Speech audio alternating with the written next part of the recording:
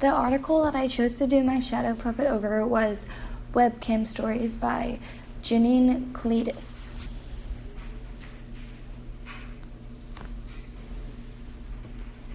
The first component of this article that I like the most is the fact that it is visual for students. The students get to watch the story as it unfolds and flows and builds for exciting high points, and then it finally comes to the ultimate conclusion.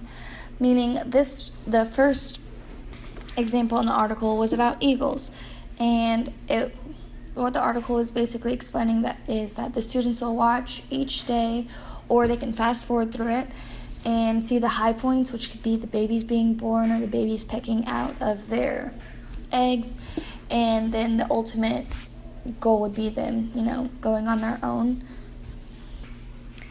I believe using this component in the classroom will help benefit not only me but my students, because they'll get to experience learning in a new way, and they also get to see how nature unfolds without any human contact bothering it. I think the students will perceive this activity as a very fun way to learn something new, and also we can have a classroom discussion on choosing what the students would like to live stream too. The second component of the story that I admired the most was that the teacher used nonprofit organizations and websites to show the classroom the live streaming of the eagles or the owls or any animal for that aspect. It's a great way to help show the preservation of the animals, and using nonprofit organizations are dedicated only to the research and making sure that the animals are still safe and that they do not bother the animals. I think using nonprofit websites for live streaming any animal in the classroom will be a great way to learn more about nature and what's going on, and I really do think that the students will enjoy this activity, and using nonprofit organizations and websites could be a good way to show students the importance of using nonprofit organizations and websites for anything such as cancer or syndromes or benefits. What I really liked about using the nonprofit website was it shows the importance of helping nature without disturbing it, and I find that really important, and I really want to show the importance of that to the students as well.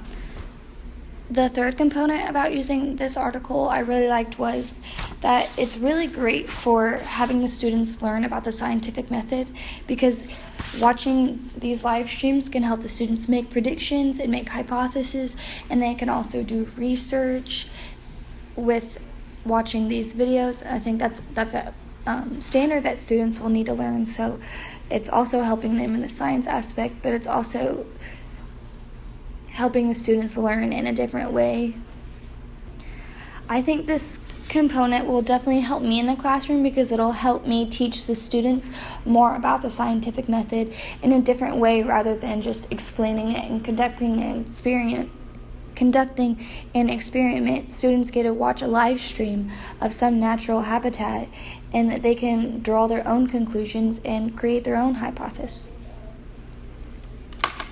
I think students will perceive this way of learning in a more fun and different way, getting to learn a new aspect in a different type of learning way. One thing that I really liked about this article was that the teachers provided different ways of using the webcams and live streaming videos in the classroom.